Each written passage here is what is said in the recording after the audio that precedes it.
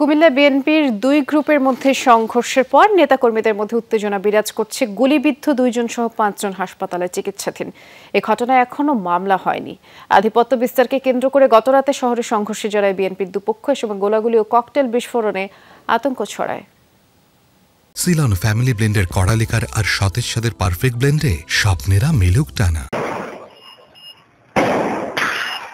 একের পর এক গুলির শব্দ আর ককটেল বিস্ফোরণ। রোববার রাত 11:15টার দিকে হঠাৎই উত্তপ্ত হয়ে ওঠে কুমিল্লা শহরের রামঘাটলা এলাকা। আতঙ্ক ছড়ায় আশেপাশের এলাকাতেও।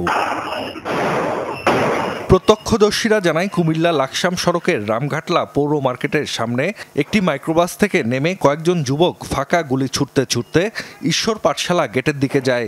এরপর তারা অস্ত্রের মহড়া দিয়ে বিপরীত পাশের ভিক্টোরিয়া কলেজের গলি দিয়ে চলে যায়।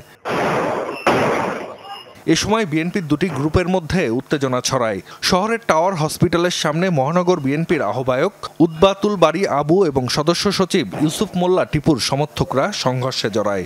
নগরীর 22 নম্বর ওয়ার্ড ছাত্রদলের আহ্বায়ক ফখরুল ইসলাম তুহিন এবং অন্তর নামে 2 যুবক গুলিবিদ্ধ হয়। এছাড়া আহত হন আরও 3 জন। স্থানীয়রা তাদের কুমিল্লা মেডিকেল কলেজ হাসপাতালে নিয়ে যায়।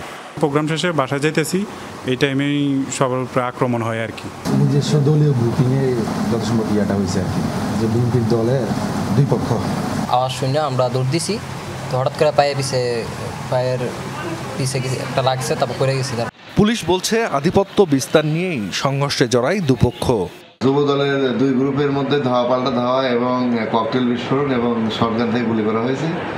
ঘটনার সাথে সাথে তাৎক্ষণিক আমি সহ আমার টিম গিয়েছে, আমরা তদন্ত করেছি, দেখেছি এবং এ বিষয়ে অভিযোগকারী অভিযোগ প্রক্রিয়াধীন, অভিযোগ দিলে আমরা মামলা করব। সিসি ক্যামেরার ফুটেজ দেখে অস্ত্রধারীদের শনাক্তের চেষ্টা চলছে বলেও জানিয়েছে পুলিশ। জাহিদ হাসান, যমুনা নিউজ।